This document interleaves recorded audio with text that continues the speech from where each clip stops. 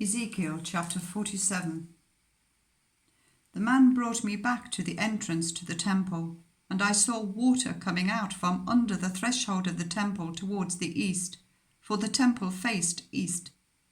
The water was coming down from under the south side of the temple, south of the altar. He then brought me out through the north gate, and led me round the outside to the outer gate facing east, and the water was trickling from the south side.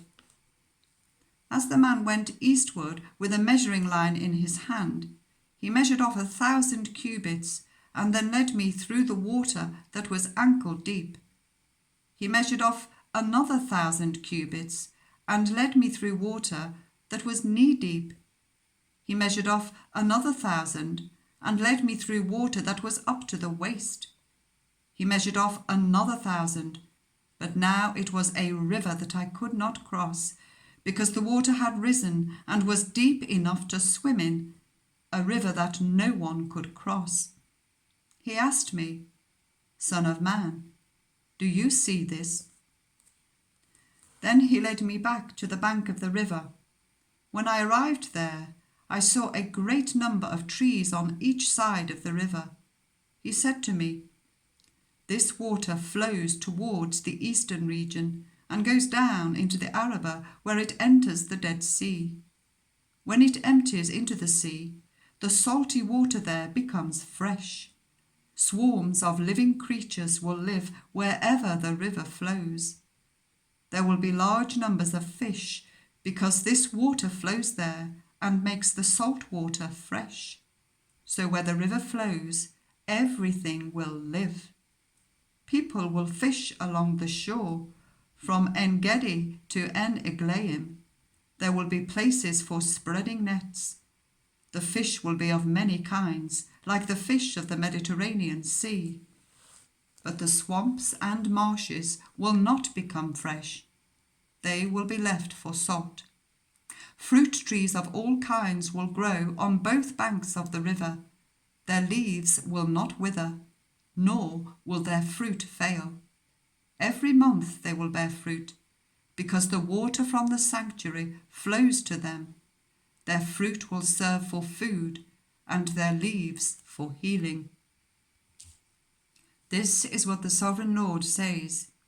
"These are the boundaries of the land that you will divide among the 12 tribes of Israel as their inheritance, with 2 portions for Joseph.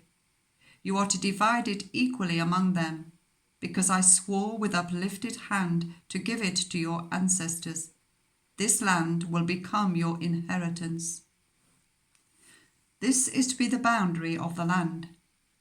On the north side it will run from the Mediterranean Sea by the Hethlon road past Lebo Hamath to Zedad. Berothar and Sibraim, which lies on the border between Damascus and Hamath, as far as Hazar Hatikon, which is on the border of Hauran. The boundary will extend from the sea to Hazar Enan, along the northern border of Damascus, with the border of Hamath to the north. This will be the northern boundary.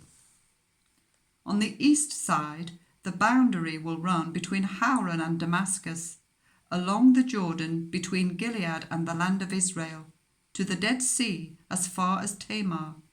This will be the eastern boundary. On the south side, it will run from Tamar as far as the waters of Meribah Kadesh and along the Wadi of Egypt to the Mediterranean Sea. This will be the southern boundary.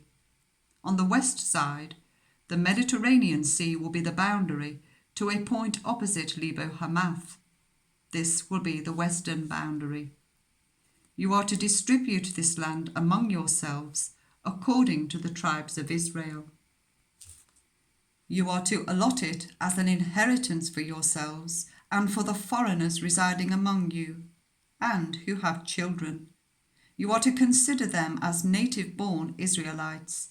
Along with you, they are to be allotted an inheritance among the tribes of Israel. In whatever tribe foreigners reside, there you are to give them their inheritance, declares the Sovereign Lord.